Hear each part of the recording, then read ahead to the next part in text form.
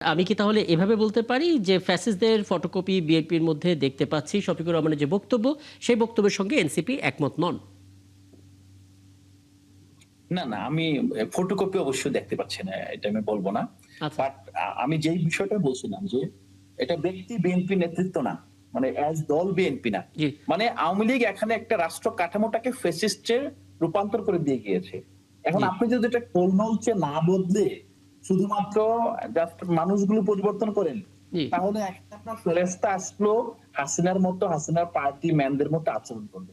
তো এই জায়গা থেকে আমি বলব অবশ্যই বিএনপি এখন পর্যন্ত যে জায়গায় গিয়েছে এটা আপনার পরিণতি খুব ভয়াবহ হতে বাধ্য। জি। কারণ আপনি এটা এমন একটা জায়গা আপনি যেতে পারবেন। আপনি ফিরতে কিন্তু পারবেন না। কিন্তু এটা আপনার টাইম আলাদা মেশিনে মোহাম্মদ, ফিরে আমরা অন্য কোনো বুঝলাম যে আয়োজন করতে ডক্টর শফিকুর রহমানের বক্তব্যের সাথে এনসিপি একমত নয়, তবে এনসিপি নিজস্ব একটা অবজারভেশন আছে এবং এনসিপি সেটা দিয়েছে। আপনি শুনতে পাচ্ছেন আলাউদ্দিন মোহাম্মদ? জি, আমি শুনতে পাচ্ছি। আচ্ছা, কিন্তু মুশকিল হচ্ছে আমরা গেল দুদিন আগে দেখলাম নাহিদ ইসলাম তিনি বলছিলেন যে এই সরকারকে ৫ বছর সময় দেওয়া হবে না। আমরা নাসিরুদ্দিন পাটোয়ারির বক্তব্য আমরা শুনছিলাম, তিনি বলছিলেন যে সরকারকে, প্রধানমন্ত্রীকে কাফফারা দিতে হবে এবং সেটা খুব শক্ত একটা কাফফারা। মানে এই জাতীয় বক্তব্যগুলো কি এনসিপি অ্যাকনলেজ করে, নাকি এটা যার যার ব্যক্তিগত মন্তব্য হিসেবে ধরে নেয়? না, আপনি ১ম যে বক্তব্যের কথা বললেন, নাহিদ ইসলাম কিন্তু এখানে একটা কন্ডিশনাল আছে। জি। যে এই জায়গায় যদি সরকার এনশিওর না করে, বাস্তবায়ন না করে সরকারকে ৫ বছর সময় দেওয়া যাবে না। সময় দেওয়া যাবে না তো আসলে শুধু এনসিপির জায়গা থেকে না। জি। দেখেন, আমরা বিরোধী জায়গা থেকে যদি মনে হয় আপনার আগামী সংসদের অধিবেশনে যে আমরা বিএনপি এমন খারাপ কাজ করছে যে আমরা অধিবেশনে অংশগ্রহণ করব না, তার মানে এই না যে সরকার পতন হয়ে যাবে। মূল জায়গাটা হলো যে প্রেশার, যে আপনাকে তো একটা প্রেশারের মধ্যে রাখতে হবে। ২ নাম্বার হলো যে নাসিরুদ্দিন পাটোয়ারি আ ব্যক্তিগতভাবে তিনি আঘাতপ্রাপ্ত হয়েছেন। আপনি যে মন্তব্যের কথা বললেন, জি। উনার গাড়িতে হামলা করেছে এবং উনার হাতে রক্তাক্ত হয়েছে। সেই জায়গা থেকে উনি যেটা বলেছেন আমি বলব যে আ এটা আসলে শব্দচয়ন যেটা হতে পারে, বাট আমার মনে হয় যে প্রতিটা হামলা, প্রতিটা আপনার এই ধরনের সহিংসতার কিন্তু একটা খারাপ ফল আছে। এটা আপনার এনসিপির নেতৃত্ব বলুক আর না বলুক, এটা ন্যাচারালি এই ফলটা আসলে ভালো না। বিশেষ করে একটা সরকার যখন এখন ৬ মাসও হয় নাই। আরো বিশেষ করে হলো যে এই যে একটা এই সংসদের কেউ কারো আর্চ রাইভাল না, শত্রু না। কেউ কারো আসলে এত বড় রাজনৈতিক ক্ষতিও করে না। সবাই একটা সেটেলমেন্টের ফসল, গণ-অভ্যুত্থানের ফসল। জি। সেই জায়গা থেকে যদি আপনার বিএনপি যেভাবে স্বপ্রণোদিত হয়ে জায়গায়, জায়গায় এনসিপি কে হামলা করছে, জি। এনসিপির যারা নেতৃত্ব বিশেষ করে যারা মাঠে ঘাটে দৌড়াচ্ছে, তাদের তো আপনার ক্ষোভ হওয়াটা স্বাভাবিক। তাদের এংরি হওয়াটা স্বাভাবিক। সেটার প্রকাশকে আপনি ন্যাচারালি দেখবেন, আমি একদম, এটা একদম। প্রত্যাশা বক্তব্য স্পষ্ট। জরুল আলম কিছু জানতে চাইবেন আপনি? না, ঠিক আছে। আচ্ছা, আরেকটা বিষয় একটু ছোট করে জেনে রাখি আলাউদ্দিন মোহাম্মদ, আপনি শুরুতে যেটা বলছিলেন মর্নিং শোজ দ্য ডে, সকাল দেখলে দিনটা কেমন যাবে সেটা বোঝা যায়। তো বিএনপি সকালটা আপনার চোখে কেমন লাগলো এখন পর্যন্ত সরকারের? আমি আপনাকে আমাকে আপনাকে বলছেন? হ্যাঁ, হ্যাঁ, আপনাকে জানতে চাচ্ছি। জি। আমি তখনই বলছি বিএনপি সকাল দেখে মনে হচ্ছে যে ইট ব্ল্যাক ডে আনফরচুনেটলি। তো আচ্ছা। বিএনপি দ্রুত আপনার মধ্যাহ্নের পূর্বেই জি। বিএনপিকে আপনার কোর্স কারেকশন করতে হবে। বিএনপি একটা বিষয় বুঝতে পারছে না। বাংলাদেশকে বিএনপি শাসন করেছে, জাতীয় পার্টি করেছে, আওয়ামী লীগ করেছে, বাট সেই বাংলাদেশ এখন নাই। ২৪ পরের বাংলাদেশ পুরোপুরি ভিন্ন বাংলাদেশ। এখানে বিভিন্ন বাস্তবতা, চতুর্থ শিল্প বিপ্লবের সময় আপনার আপনার একটা তরুণ জনগোষ্ঠীর আবির্ভাব, তারপর এখানে ক্রমবর্ধমান বেকারত্ব, সবকিছু মিলিয়ে আপনার এবং এই তরুণরা রক্ত দিতে শিখে গিয়েছে, রাস্তা নামতে শিখে গিয়েছে। এই জায়গায় এটা নতুন একটা আপনার রিজিম নিয়ে আসতে হবে, পলিসি রিজিম নিয়ে আসতে হবে। How to deal with this young বুঝতে পারছি। পপুলেশন, হাউ হ্যাঁ, টু হ্যাঁ। Deal with the citizens. এই একদম, জায়গায় আমার একদম। মনে হয় বিএনপি কে অবশ্যই মধ্যাহ্নের পূর্বে কোর্স কারেকশন আপনার এই করতে হবে। পয়েন্টগুলো আমি একটু নিলাম। একটু খন্দকার বাশিকুর রহমান, আপনার মতামতটা আমি জানতেই চাই। ৬ মাস এখনো হয়নি সরকারের, কিন্তু বোঝা যায় সকালটা দেখলেই যে দিনটা কেমন যাবে, এবং সেটা আসলে আলাউদ্দিন মোহাম্মদ স্পষ্ট করে বলেছেন যে বিএনপির সকালটা ভালো হয়নি, অর্থাৎ শুরুটা তেমন আশাবাদ তৈরি করতে পারছে না। এবং একই সঙ্গে জামাত আমিরের যে বক্তব্য, বিএনপির মধ্যে, সরকারের মধ্যে ফ্যাসিস্টের ফটোকপিও দেখা যাচ্ছে। খুব কঠিন কঠিন বক্তব্য আসছে বিএনপির দিক থেকে। আসলে বক্তব্যটা কি একটু বলবেন, এবং কেন আসলে বিরোধী দল যারা আছে তারা আস্থা খুঁজে পাচ্ছে না? দেখুন, ফ্যাসিস্ট বিদায়ের পর ভঙ্গুর অর্থনীতি, সমাজের ফ্যাসিস্ট আমাদের রন্ধে রন্ধে দুর্নীতি, সমাজের সব জায়গায় সব প্রতিষ্ঠানে পচন ধরেছিল। জি। এরপর দীর্ঘদিন পর একটি ফ্রি অ্যান্ড ফেয়ার নির্বাচনের মাধ্যমে এদেশের জনগণ বিএনপিকে 5 বছরের জন্য তাদের সেবা করার জন্য রাষ্ট্রীয় ক্ষমতায় বসিয়েছেন। এর মধ্যে জামাতের আমির সাহেব যদি ফ্যাসিস্টের প্রতিচ্ছবি দেখতে পায়, এ ব্যাপারে আমার বলার কিছু নাই। বিএনপি জনগণের দল, বিএনপি জনগণের, আমরা যদি পালস বুঝতে না পারি, আমরা যদি বিরোধী দলের কর্মসূচি তাদের চাওয়া পাওয়া বুঝতে না পারি, অবশ্যই আগামী দিনে সেভাবে যদি আমাদের কর্মপন্থা তৈরি না করতে পারি, অবশ্যই জনগণ আগামী দিনে আমাদেরকে প্রত্যাখ্যান করবে, না থেকে ক্ষমতায় বসবেন। অসুবিধা কোথায়? আর যদি ওনারা মনে করে দেখুন আমরা কালকে ক্ষমতা আমরা ছেড়ে দেয়, ওনারা বসুক, ওনারা রাষ্ট্র চালাক, জনগণকে তো ওনাদের নির্বাচিত করে নাই, ওনারা তো বেচতে টিকিট বিক্রি করছেন, তাতে জনগণ তো ওনাদের নির্বাচিত করে নাই। না, তাদের একটা অভিযোগ হচ্ছে জনগণ বিএনপিকে নির্বাচিত করেছে, জনগণ আবার গণভোটের পক্ষেও ভোট দিয়েছে, এবং অর্থাৎ তারা আস্থা রেখেছে যে বিএনপি তারা গণভোটের যে রায় সেটা বাস্তবায়ন করবে। সেই জায়গাটায় আসলে অর্থটা দাঁড়ায়।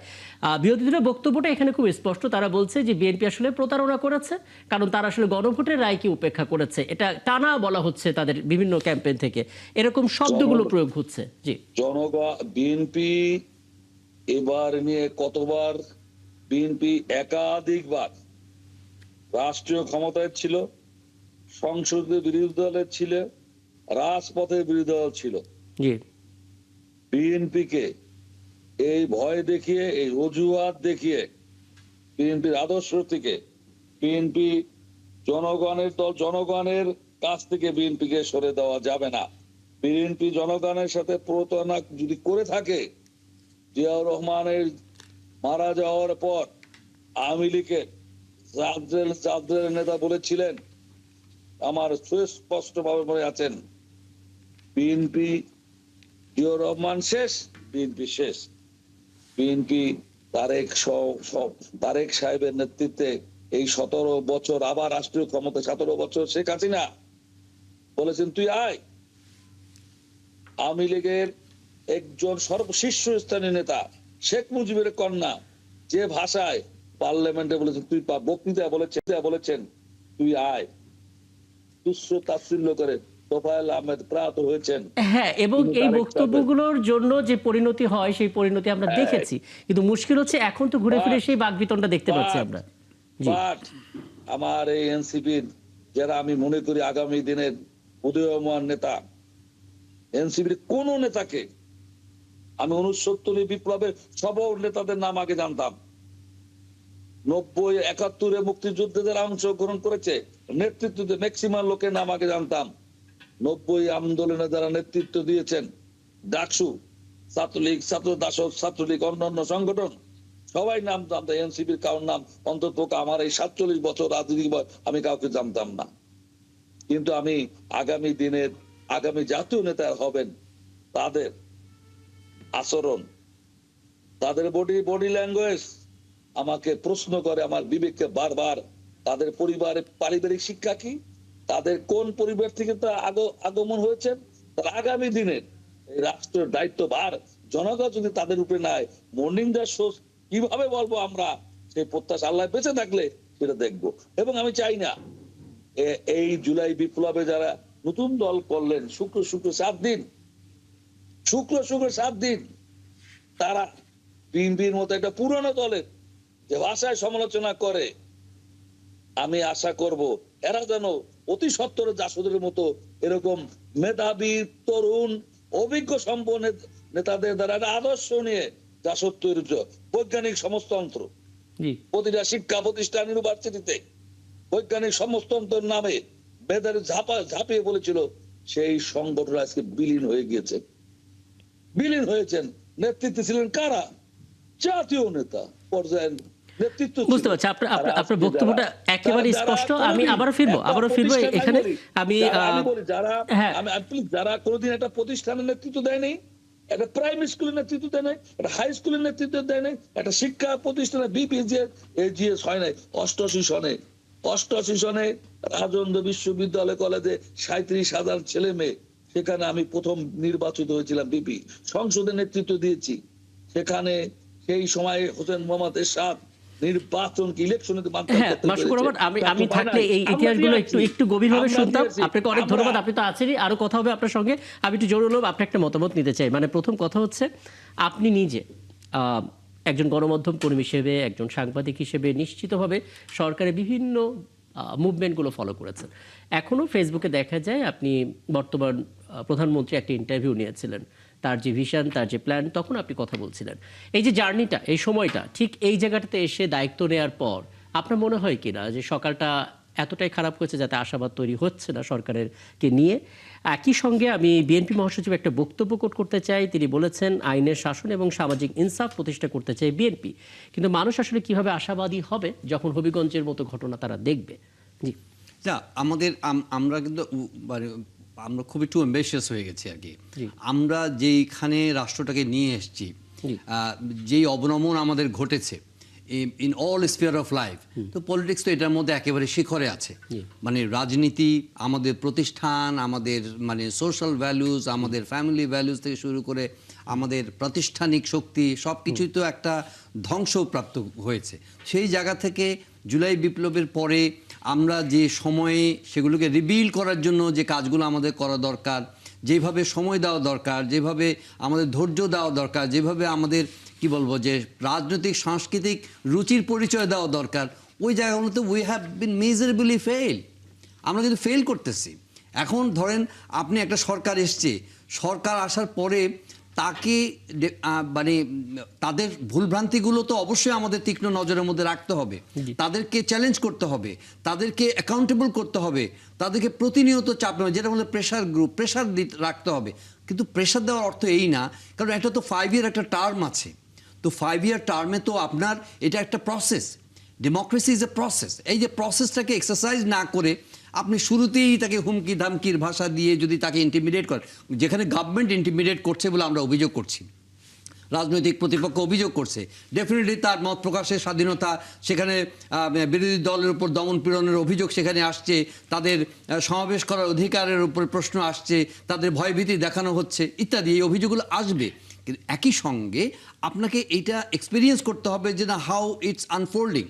এই আনফোল্ডিংয়ের প্রসেসটা ফলো না করে রাতারাতি যেইভাবে কথাবার্তা, যেইভাবে, যেটা একটু আমাদের ভাইও বলছিলেন যে প্রতিটা প্রতিষ্ঠানকে তো একটা মানে কি বলবো যে এই ধৈর্যের পরীক্ষাটা দিতে হবে। আর এনসিপি তরুণ নেতৃত্ব, তারা তো একটা প্রমিজিং নেতৃত্ব, তাই না? কিন্তু শুরু থেকেই তো তারা নানা বিতর্কের মধ্য দিয়ে যাচ্ছে। একটা নতুন দল তাদের নেতাদের নিয়ে এত মানে নেগেটিভ রিমার্কস, এত নেগেটিভ অ্যাডভার্স কমেন্ট, এত অ্যাডভার্স ক্রিটিসিজম কেন হবে? তারা তো ভবিষ্যতের নেতা, ভবিষ্যতের কর্ণধার, তাদের নিয়ে তো আমাদের আস্থার জায়গা। আমার মনে হয় ওই জায়গাতে কেউই না। সরকারকে আমি মনে করি যে সরকার ভুলভ্রান্তির ঊর্ধ্বে, মোটেই না। কিন্তু একটা রিফ্লেকশন অফ গুডউইল যদি আপনি দেখেন, আমরা কিন্তু এখানে রাইজিং অ্যাবাভ এনি অ্যাফিলিয়েশন, আপনি বলেন যে অনারেবল প্রাইম মিনিস্টার যতখানি এই পর্যন্ত আপনি দেখেছেন একটা গুডউইলের এক্সপ্রেশন আছে তার মধ্যে, কিন্তু ওভারঅল একটা রাষ্ট্র যখন একটা সংকটের মধ্যে দিয়ে আছে, সেটা ওনারও সবকিছু যে উনি সঠিকভাবে তদারকি করতে পারছেন কেউ বলছে না। এখানে আনএমপ্লয়মেন্ট আছে। ছোট করে বলি, এনসিপির পক্ষ থেকে 4-5টা গুরুত্বপূর্ণ পয়েন্ট আছে, তারা বলছে। প্রথম পয়েন্টটা হচ্ছে যে সরকার গণভোটের রায়কে উপেক্ষা করেছে। আসছি আপনার এখন তো এটা কি তারা ডিফাই করতেছে? তারা কিন্তু একটু কৌশলী, তারা একটু কৌশলী, তারা নানাভাবে এটাকে হয়তো ঘুরায় পেঁচা, হয়তো পুরোপুরি তাদের টার্মে বিরোধী দল যেভাবে চাইছে সেই টার্মে হয়তো তারা কমপ্লায়েন্স আমরা দেখতে পাচ্ছি না। কিন্তু এখান থেকে এক্সিট করা, এখান থেকে ডিপার্ট করা কি এত সহজ হবে? প্রতিনিয়ত কিন্তু আপনাকে তারা কোনো না কোনো ভাবে এশিওর করছে যে হ্যাঁ, আমরা ততটুকু বাস্তবায়ন করবো যতটুকু আমরা প্রমিস করেছি। উই ওয়ান্ট টু ওয়েট, আমরা দেখতে চাই যে তারা আসলে তাদের প্রমিসটা লিভ আপ করে কিনা। তো এই প্রমিসটা লিভ আপ করা, ট্রান্সলেট করা, ম্যাটেরিয়ালাইজ করা, ইমপ্লিমেন্ট করার জন্য তো একটু সময় দিতে হবে তাদেরকে। সময় দেওয়া মানে কি, আমরা ক্রিটিক্যালি অবজার্ভ করব যে তারা যে বলছে। আজকেও তো আমাদের মাননীয় প্রধানমন্ত্রীর উপদেষ্টা একজন বলেছে যে জুলাই সনদ আমরা বাস্তবায়ন করবো, তা আমরা এখান থেকে সরে আসিনি। কিন্তু কি ফর্মে করে, কতটুকু করে, কিন্তু এই জায়গায় আমি পার্সোনালি খুবই কনভিন্স যে এই জুলাই সনদে যেইভাবে আমরা চাই, যত উচ্চাভিলাষী আমরা হয়েছি রাষ্ট্র নিয়ে, শুরু ওই অবনমন থেকে ওই জায়গায় পৌঁছানো, এটা একটা ডেকেডস অফ জার্নি। এটা একটা লম্বা জার্নি। আমাদের আলাউদ্দিন সাহেবরা যেভাবে চাচ্ছেন, কিংবা যারা বাংলাদেশ নিয়ে আরো অনেক বেশি আশাবাদী হয়ে উঠেছেন জুলাইয়ের পরে, তারা কিন্তু আমার মনে হয় যে বাস্তবসম্মত না। বাংলাদেশ যেখানে আছে ওখানে এই ধরনের পার্লামেন্টারি ডেমোক্রেসির যে প্র্যাকটিস, এটা একদিনে হবে না। যতগুলো আপনি সংস্কারের প্রস্তাবনা এনেছেন, যতগুলোর ব্যাপারে আপনার আশাবাদ তৈরি হচ্ছেন, হয়তো এগুলো একটা গ্রাজুয়াল রিফ্লেকশন, গ্রাজুয়াল ইমপ্লিমেন্টেশন হলে আমরা খুশি। যদি আমি পার্সোনালি মনে করি যে একটু একটু করে যদি আপনি এটা ট্রান্সলেট করতে পারেন, ম্যাটেরিয়ালাইজ করতে পারেন, তাহলেই খুশি। কিন্তু সরকারের সমালোচনা অবশ্যই জারি রাখতে হবে, কিন্তু একই সঙ্গে এটাকে রাতারাতি আপনি কোনো সংস্কার, কোনো ধরনের জুলাই সনদে যা যা প্রমিস করা হয়েছে, ইটস এ ভেরি আনরিয়ালিস্টিক যে এগুলো সরকার পুরোপুরি বাস্তবায়ন করবে কিনা এই ব্যাপারে আমি সন্দিহান আছি। কিন্তু কিছু যদি তারা বাস্তবায়ন করে তাদের প্রমিস অনুযায়ী, জনগণের কাছে তো তাদের দাঁড়াতে হবে, ভোটে তো তাদের যেতে হবে, এবং এই সমালোচনাগুলো তাদের সহ্য করতে হবে। কিছু যদি তারা বাস্তবায়ন করেন, তাও আমি মনে করি যে বোঝা যাচ্ছে যদি যতটুকু বাস্তবায়ন করেন নিজেদের নোট অফ ডিসেন্ট মাথায় রেখে জনগণ সেটা অ্যাকসেপ্ট করবে। যদি সেটা বাস্তবায়ন না করেন, জনগণই সেই সিদ্ধান্ত নিয়ে নেবে। অ্যাবসলিউটলি। আচ্ছা, আমি একটু আলাউদ্দিন মোহাম্মদ ছোট করে একটা বিষয় একটু জানবো, তারপর অন্য আলাপে যাব। প্রথম কথা হচ্ছে যে রেফারেন্স যারা মাশরুকুর রহমান দিলেন, আপনি শুনতে পাচ্ছেন আলাউদ্দিন মোহাম্মদ? আপনি আমাকে শুনতে পাচ্ছেন আলাউদ্দিন মোহাম্মদ?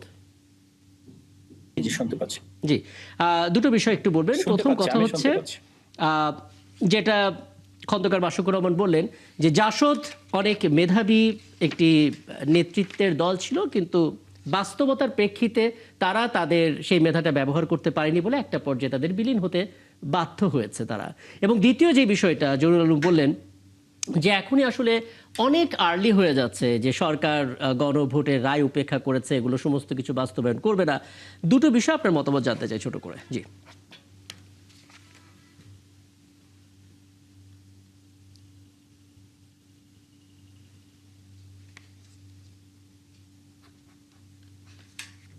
মাসুদ ভাইয়ের জাসদ সম্পৃক্ত মতামত রাস্তা হাঁটি নাই। জাসদ আপনার গণবাহিনী তৈরি করেছিল, সশস্ত্র বিপ্লবের দিকে গিয়েছিল, একই সাথে তারা গণতান্ত্রিক সংগ্রামে ছিল। কিন্তু আমরা তো শুরু থেকে, অভ্যুত্থানের পর থেকে যদি স্টেবিলাইজিং ফোর্স হিসাবে এনসিপি নেতৃত্ব কাজ করেছে, এখন পর্যন্ত আমরা গণতন্ত্রের একটি খুঁটি হয়ে উঠতে পেরেছি বলে আমরা এখনো মনে করি, এবং বেটার খুঁটি হওয়াটাই আমাদের সংগ্রাম।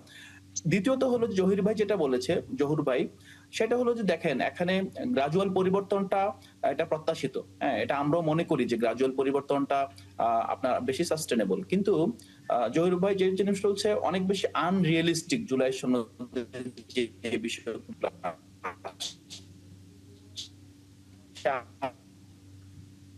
আমি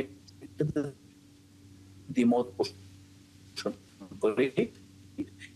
আপনার একটা রক্তাক্ত গণঅভ্যুত্থানের আকাঙ্ক্ষা না, এগুলো এই দেশের শাসনতন্ত্রের মধ্যেই। সো এখানে মূলত আমরা ক্ষমতাকে আগের মতো দেখছি, কিন্তু গোটা বিশ্ব জুড়ে ক্ষমতা কাঠামো পরিবর্তন হয়ে গিয়েছে। ইনডিড আপনি ধরেন এআই এর যুগে এসে, টেকনোলজির যুগে এসে, চতুর্থ শিল্প বিপ্লবের যুগে এসে এখন কিন্তু চাইলেও আপনি নাগরিকের উপরে আগের মতো আপনার ক্ষমতা প্রয়োগ করতে পারেন না, আগের মতো নিয়ন্ত্রণ আরোপ করতে পারবেন না। আপনার নিয়ন্ত্রণের ভাষাটাও কিন্তু বদলে গিয়েছে, সার্ভেলেন্সের আপনার যে প্যাটার্নটাও কিন্তু চেঞ্জ হয়ে গিয়েছে। শেখ হাসিনা যেভাবে আপনার রাষ্ট্রীয় সংস্থা দিয়ে তার নাগরিকদেরকে সার্ভেলেন্সের মধ্যে এনেছিল, আপনি দেখেন সারা বিশ্বে কোনোভাবে কিন্তু কোথাও কোনো গণতান্ত্রিক সমাজে নাগরিকদের উপরে সেই ধরনের সার্ভেলেন্স আর এখানে কাম্য নয়, এবং সেটা সম্ভব না। সেই জায়গা থেকে আমি বলবো ঠিক না তো বটেই। যেটা জোরালো বলতেছে যে আপনারা কেন কনভিন্স হচ্ছে না? সরকার তো বারবার এই জিনিসটা প্রমিস করছে যে অক্ষরে অক্ষরে জুলাই সনদ বাস্তবায়ন করা হবে, তারপর আসলে এই আশাবাদটা আপনাদের মধ্যে কেন আসছে? দেখেন, এটা তো ভুয়া প্রমিস। আপনি একটা জিনিসটা দেখেন, আপনি 31 দফার দফা দিলেন সংবিধান সংস্কার কমিশন গঠন করবেন, আপনি করেছেন সংশোধন কমিশন। আপনি ধরেন দফার মধ্যে আর না গেলাম না, মোটা দাগে গণভোটে যে রায় এসেছে, আপনি রায় বাস্তবায়ন না করে আপনি যদি বলেন যে অক্ষর অক্ষরে বাস্তবায়ন করব, এই যে শুভঙ্করের ফাঁকি, এটা তো ধরেন হয়তো সাধারণ জনগণ কিংবা তাদের সাপোর্টাররা এটাকে আপনার তোতা পাখির মতো মুখস্থ করে উদ্গীরণ করে সকল জায়গায়। কিন্তু মোটা দাগে সাবস্টেন্সিয়াল পরিবর্তনের যে অঙ্গীকার, যে জায়গা থেকে বিএনপি এখনো বহু দূরে আছে, এটা বোঝার জন্য কিন্তু আপনার রকেট সায়েন্টিস্ট হতে হয় না। বক্তব্য স্পষ্ট আলাউদ্দিন মোহাম্মদের, এবং চাইলে আলাপটা দীর্ঘ করা যেত, কিন্তু আমরা জানি কোনো সমাধান আমরা খুঁজে পাবো না এখন এই মুহূর্তে। একটা বিষয় একটু জানতে চাই, রাষ্ট্রপতি পদে প্রার্থী চূড়ান্ত করার দায়িত্ব দেওয়া হয়েছে তারেক রহমানকে। বলা হচ্ছে দেশের পরবর্তী রাষ্ট্রপতি নির্বাচনে দলীয় প্রার্থী চূড়ান্ত করার দায়িত্ব প্রধানমন্ত্রী এবং দলীয় প্রধান তারেক রহমানের উপর ছেড়ে দিয়েছে বিএনপি, এবং আমরা জানি যে স্থায়ী কমিটির বৈঠকে এই সিদ্ধান্তটি হয়েছে। জহুরুল আলম, সিদ্ধান্তটি কেমন হলো? না দেখেন এখানেও তো আমরা কিন্তু এগেন ভালো মন্দ জাজমেন্টাল না হয়ে বলি যে আবারও যে চেয়ারম্যানের উপর দায়িত্ব দেওয়া হয়েছে, মানে ইট হ্যাজ নট বিন মানে কি বলে যে ডিটেল মানে ডিসকাসড ইন ডিটেল। এটা বলা হয়েছে যে উনি যেটা ভালো মনে করেন, মানে ওই একটা প্যাটার্ন ট্রেডিশনাল একটা রাজনৈতিক চর্চার মধ্যে আছেন। এনসিপি কি বলতে পারবে যে তারা খুব গণতান্ত্রিক অবস্থা, গণতান্ত্রিক প্র্যাকটিস করছে, জামাত ইসলামী, মানে একটা তো ট্রেডিশনাল কনভেনশনাল একটা মাইন্ডসেট তো আছে আমাদের গণতন্ত্র চর্চা। উনি যে বললেন যে বিশ্ব পরিবর্তন হয়ে গেছে, বিশ্ব পরিবর্তন হয়েছে কিন্তু বিশ্ব কিন্তু not in a very positive direction, পরিবর্তন হচ্ছে। সার্ভিলেন্স তো হচ্ছে না বলছেন, সার্ভিলেন্সের বেশি আমরা সার্ভিলেন্সের মধ্যে চলে আসছি। ওইটা হচ্ছে আমাদের দেশে সার্ভিলেন্স আর গ্লোবাল সার্ভিলেন্স। এখন এআই যুগে কিন্তু আমি আপনি কেউ কিন্তু সার্ভিলেন্সের বাইরে নাই, সবাই কিন্তু সার্ভিলেন্সের সবাই আছে। এখন মুশকিল হচ্ছে যে আমরা যেখানে যাচ্ছি এই গ্লোবাল বাস্তবতাকে অস্বীকার করার কোনো উপায় নেই। আমরা ভীষণ একটা অস্থির সময়ের মধ্যে দিয়ে যাচ্ছি। এই সময়ে আমাদের পলিটিক্যাল ইনস্টিটিউট যদি আমরা ঠিক মতো যদি উইজডম যদি আমরা এটাকে দেখতে না পারি, তাহলে ওই আপনাদের শেখ হাসিনার আমলে যে ফ্যাসিজমে আমরা যে ছিলাম সেখান থেকে আমাদের গুণগত ট্রান্সফরমেশন কি হয়েছে সেটা, সেই জন্য আমি বলছি যে all the stakeholder should behave logically with fortitude with patience. যদি এখানে আমরা ভুল করি তাহলে আমাদের জন্য বিপদ অপেক্ষা করবে। এখন ধরেন বিএনপি যদি তার প্রমিসগুলো রক্ষা না করে, আপনি আর্লি দেখতে পাচ্ছেন যে তার প্রমিসগুলো রক্ষা করছে না, কিন্তু তাদের তো 4.5 বছর পরে তাদের ভোটে যেতে হবে, তাদেরকে যেতে হবে। তখন আপনি আপনার কথাগুলো জনগণকে যেভাবে বলছেন আপনি বলতে থাকেন এবং ইভেনচুয়ালি ইউ উইল মানে কি বলবো যে produce the attention, draw the attention of the people. রাষ্ট্রপতি ইস্যুতে যেটা বলছেন, হ্যাঁ ডেফিনেটলি চেয়ারম্যানের কাছে দায়িত্ব দেওয়া হয়েছে, কিন্তু নানা ধরনের স্পেকুলেশন আছে। আমার মনে হয় যে এটা ওনাদের ফাইনাল ডিসিশন, আগে আর স্পেকুলেট না করা ভালো। এটা অনেক ধরনের স্পেকুলেশন হচ্ছে, তবে যেটা মনে হচ্ছে যে আগে ধরনের অনেক ওয়াইল্ড স্পেকুলেশন ছিল। ওয়াইল্ড মানে কি, যেগুলি দলের বাইরের কিছু ব্যক্তিবর্গের নাম আসছে, এমনকি অন্তর্বর্তী সরকার প্রধানেরও নাম আসছে, তারপরে আপনার বিভিন্ন আমলাদের নাম আসছে, কিন্তু এখন এটা কনসেন্ট্রেট হয়েছে উইথ দ্য সিনিয়র লিডার্স। পার্টির র্যাঙ্ক এন্ড ফাইলের মধ্যে যারা সিনিয়র লিডার, যারা ত্যাগ করেছেন, যারা অনেক ধরনের মানে কি বলবো যে নেতৃত্ব দিয়েছেন, এমন কিছু নাম আসছে। সেই নামের মধ্যে হলে দেখা গেল যে এটা অনেক বেশি কি বলবো প্রত্যাশিত বা প্রার্থিত হবে। একটু বেশি রিস্ক ফ্যাক্টর না এর ভিতরে?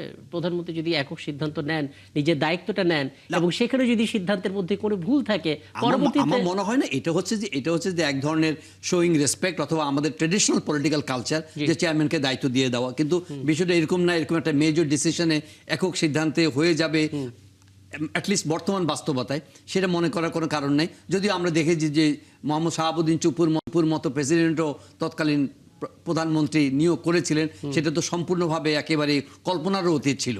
তো যাই হোক, এরকম কিছু হবে এরকম কেউ আশা করে না। নিশ্চয়ই একটা পলিটিক্যাল প্রসেসের মধ্য দিয়ে, একটা বাজ বিচারের মধ্য দিয়ে প্রধানমন্ত্রী যিনি দলের চেয়ারপারসনও তার যারা অ্যাডভাইজার্স আছেন তাদের সঙ্গে আলাপ করে একটা ভালো সিদ্ধান্ত নেবেন, যেটা আমাদের ফিউচার প্রসেসকে হেল্প করবে। This is not an individual. আমরা কিন্তু রাষ্ট্রপতিকে একটা ব্যক্তি হিসাবে দেখছি, দিস ইজ নট ব্যক্তি না। আগামী দিনের আপনার পলিটিক্যাল ডিরেকশন বলেন, রাষ্ট্রের চরিত্র বলেন, এখানে কিন্তু আমরা কিন্তু ব্যক্তির পরিবর্তন হচ্ছে। ক্ষমতারও তো একটা চরিত্র আছে, সেই চরিত্র তো বদলাচ্ছে না। তো চরিত্র বদলে করার জন্য বঙ্গভবন বলেন বা প্রধানমন্ত্রী অফিস বলেন, যেটা সবাই আমরা বলছি, প্রধানমন্ত্রী অফিস বলেন কিংবা সচিবালয় বলেন কিংবা জুডিশিয়ারি বলেন কিংবা ল এনফোর্সিং এজেন্সি বলেন, সবগুলোর মধ্যে একটা চারিত্রিক বদল আমরা আশা করছি। শুধু ব্যক্তির বদল করে তো হবে না। একদম। এই যে চারিত্রিক বদল, অর্থাৎ পুরো ইনস্টিটিউটটা একটা ভালোভাবে ফাংশন করবে, শুধুমাত্র ব্যক্তি বদলালেই হবে না। খন্দকার মাশরুকুর রহমান, একটু বলবেন আসলে আপনি বিএনপির সহ সাংগঠনিক সম্পাদক এবং বিএনপির পক্ষ থেকে স্থায়ী কমিটি মিটিং শেষে আমরা জানতে পেরেছি দলটার মহাসচিব এবং পরবর্তীতে স্বরাষ্ট্রমন্ত্রী স্থায়ী কমিটির সদস্য তিনি নিজেই বলছিলেন যে আসলে এই রাষ্ট্রপতি নির্বাচনের দায়িত্বটা প্রধানমন্ত্রী তারেক রহমানের উপরেই ছেড়ে দেওয়া হয়েছে, তিনি এটা বিবেচনা করবেন। আপনি কি ধারণা দিতে পারেন কোন কোন বিষয়গুলো বিবেচনায় রাখা হচ্ছে? ব্যক্তি জানতে চায় না, বিবেচনার পরিকাঠামোগুলো জানতে চাই, এবং শুধু ব্যক্তি বদলালে হবে না, প্রতিষ্ঠানগুলো চরিত্র বদলাতে হবে, যেটা সিনিয়র সাংবাদিক জহুরুল আলম বললেন। বিএনপির মাথায় সেটা কতটা আছে এবং এই সিদ্ধান্ত আসলে বিরোধী দল কনভিন্স হবে কিনা, তাদের ব্যাপারটাও আপনাদের মাথায় আছে কিনা? জি করলেন, আমি সম্পূর্ণভাবে তার সকল কথা সে দেখুন, বিএনপির একাধিকবার রাষ্ট্রীয় ক্ষমতায় দুষ্ট হওয়ার পর তিক্ত অভিজ্ঞতা, সুখকর অভিজ্ঞতা, তিক্ত অভিজ্ঞতা দুটোই রয়েছে। এই মহামান্য রাষ্ট্রপতি নির্বাচনের প্রশ্নে উনি রাষ্ট্রপতি একটি প্রতিষ্ঠান, কোন ব্যক্তি নয়। আমি ব্যক্তিগতভাবে মনে করি এই যে উনি চুপ্পু সাহেবের কথা বললেন, আমি ওনার ওয়াইফ, আমি পার্সোনাল কোন, উনি মাদারপুরে চাকরি করতেন। Law and order development meeting এ আমি মেম্বার ছিলাম, উনি মেম্বার। উনি জেলা পরিষদের সচিব ছিলেন। জেলা পরিষদের 2টি অ্যাডমিন কাদারের পদ, একটি হলো chief executive officer deputy secretary, আর একজন হলো এক্সটেন্ট সেক্রেটারি, সচিব বলে। উনি সেই সচিব ছিলেন। আমার পাশেই ওনার সিটটা, গল্প করতাম। আমি বলতাম আমার হাজবেন্ড কি করে, বলে আমার হাজবেন্ড গাজীপুরের ডিস্ট্রিক্ট আছে। এই কারণেই বললাম আওয়ামী লীগ আমলে অনেকে এত বড় একটা প্রাচীন দল, ওই দলের মধ্যে প্রধানমন্ত্রী হওয়ার একাধিক যোগ্য ব্যক্তি আছে বলে আমি মনে করি, ছিল বলে মনে করি। রাষ্ট্রপতি হওয়ার মতো এরকম একাধিক ব্যক্তি ছিল বলে আমি মনে করি। কিন্তু চুপ্পুকে নিয়োগ দেওয়ার পর আওয়ামী লীগের ভাবমূর্তি অনেক ভাবে ক্ষুণ্ণ হয়েছে। আমরা যারা টক শোতে এবং দলীয় ভাবে আমরা এটা অনেকবার সমালোচনা করেছি। আমি মনে করি বিএনপির সর্বোচ্চ ফোরাম, স্ট্যান্ডিং কমিটি, বাংলায় বলে স্থায়ী কমিটি, স্থায়ী কমিটির চূড়ান্ত সিদ্ধান্তের মালিক এই স্ট্যান্ডিং কমিটি সর্বসম্মতিক্রমে মাননীয় প্রধানমন্ত্রী, বিএনপি চেয়ারপারসন, তার উপরে এই দায়িত্বভার দিয়েছেন। জহির সাহেব যথার্থই বলেছেন, এর অর্থ এই নয়, ওখানে নিশ্চয়ই আলোচনা হয়েছে। আলোচনা স্ট্যান্ডিং কমিটির অনেকের সাথে এই মিটিং হওয়ার আগে কথা হয়েছে, অনেকে বলেছেন আমি এই কথা বলবো, এই কথা বলবো, সেই কথা নাই বা বললাম। এর পরও উনি আলাপ প্রয়োজন বোধ করবেন, তার সাথে উনি আলাপ করবেন। আমি মনে করি এই প্রজ্ঞা, আমি 15.5 বছর ওনার সাথে এই জুমের মাধ্যমে মিটিং করে আমি এই উনি সবচেয়ে বেশি একদম কথা পরিষ্কার, বলেছেন। মানে এটা যেটা জরুরি আলম বললেন ঠিক। শেষ করি জি, সাংগঠনিক টিমের সাথে। জি, এবং আপনারা আমার কথাটা বিশ্বাস করতে পারেন না পারেন, জি, এই 15.5 বছর আমি একদিন বলেছিলাম আপনাকে দেশ নিয়ে চিন্তা করার দরকার নাই, দল নিয়ে চিন্তা করেন। উনি এটাকে একটু মাইন্ড করেছিলেন। ঠিক পরক্ষণে আমি বুঝাইতে সক্ষম হয়েছি, দেশের জায়গায় আছে, জাসদ বিলীন হয়ে গিয়েছে, বিএনপি যাতে ওদিকে না যায় 24-এর পরে। রিমেম্বার, উনি সব সময় উনি দেশ নিয়ে চিন্তা করেছেন।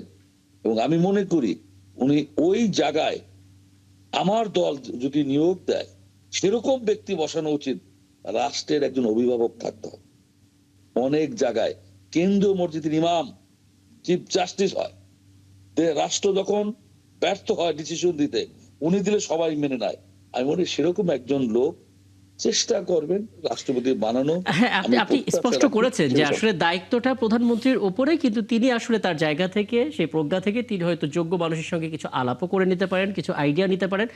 নিশ্চয়ই সেগুলো নিয়ে তো জানবই। আমি একটু আলাউদ্দিন মোহাম্মদ আপনার কাছ থেকে একটু জানতে চাই, বিরোধী দলের ভূমিকা আপনারা পালন করছেন, রাষ্ট্রপতি যেহেতু সবার এবং এটা একটা প্রতিষ্ঠান, কাজেই সবারই স্বার্থ সেখানে কোনো না কোনোভাবে সংশ্লিষ্ট। আপনাদের বিশেষ কোনো অবজারভেশন আছে কিনা? আমি আসবো, আবার আসবো আপনার কাছে। জি, এক সেকেন্ড। জি, যদি এরকম হয় বিরোধী দল সংসদের বাইরে সরকারের সাথে সম্পর্ক অবনতি হতে পারে, তাদের আশ্রয় লাস্টে রাষ্ট্রপতির কাছে যাবে, রাষ্ট্রপতির সমাধান দিতে পারে, এমন লোক ওখানে বসানো উচিত বলে আমি মনে করি। আচ্ছা, আলাউদ্দিন মোহাম্মদ আপনাদের বিশেষ কোনো পর্যবেক্ষণ রাষ্ট্রপতি ইস্যুতে? জি, না, রাষ্ট্রপতি ইস্যুতে প্রথম পর্যবেক্ষণ হলো যে এটা সময়কাল, যে শাহাবুদ্দিন চুপ্পুকে যেই সময় অপসারণ করা হয়েছে অথবা পদত্যাগে বাধ্য করা অথবা পদত্যাগ তিনি করেছেন, সেই সিচুয়েশন তৈরি হয়েছে। এটার সাথে বিএনপির অনেকে মনে করে এটা একটা আগামী তত্ত্বাবধায়ক সরকারের যে মেয়াদ, সেই মেয়াদ পর্যন্ত এই রাষ্ট্রপতিকে রেখে দেওয়ার একটা আপনার সময়কাল বিবেচনায় ছিল। এটা হলো নাম্বার 1। তো এই জিনিসটাকে প্রথমত আমি মনে করি যে এটা আসলে এইভাবে চিন্তা করাটা আমাদের জন্য উচিত হয় নাই। আমাদেরকে নতুন ভাবে চিন্তা করা দরকার ছিল যে রাষ্ট্রপতি আসলে উনি যখনই পদত্যাগ করবে, যখনই চেঞ্জ হবে না কেন, তত্ত্বাবধায়ক সরকারের সময়টা আসলে এটা একটা স্বাধীন সময়, ওই সময়টা যাতে নিরপেক্ষতা সব দিক থেকে বজায় থাকে। 2 নাম্বার হলো যে ধরেন রাষ্ট্রপতি পদে কিছু নাম আমরাও দেখেছিলাম, যেটা ভাই বললেন, জহুরুল ভাই বললেন যে এটা তো এখন একটা লিমিট হয়ে আসছে। তো আমরা যেটা চাই যে দীর্ঘদিন জনপরিসরে দলের বাইরে গিয়ে রাষ্ট্রকে ধারণ করতে পারেন, জনগণকে ধারণ করতে পারেন, রাষ্ট্রের প্রতিষ্ঠানগুলোকে প্রোটেক্ট করার মতো যার হিম্মত আছে সে ধরনের ব্যক্তিকে রাষ্ট্রপতি নির্বাচন করা উচিত বিএনপির। তৃতীয়ত হলো এই যে স্ট্যান্ডিং কমিটির সভায় আবার যে আপনার প্রধানমন্ত্রীকে সর্বময় ক্ষমতা দিয়ে দেওয়া হলো, আমার কাছে মনে হয় যে হ্যাঁ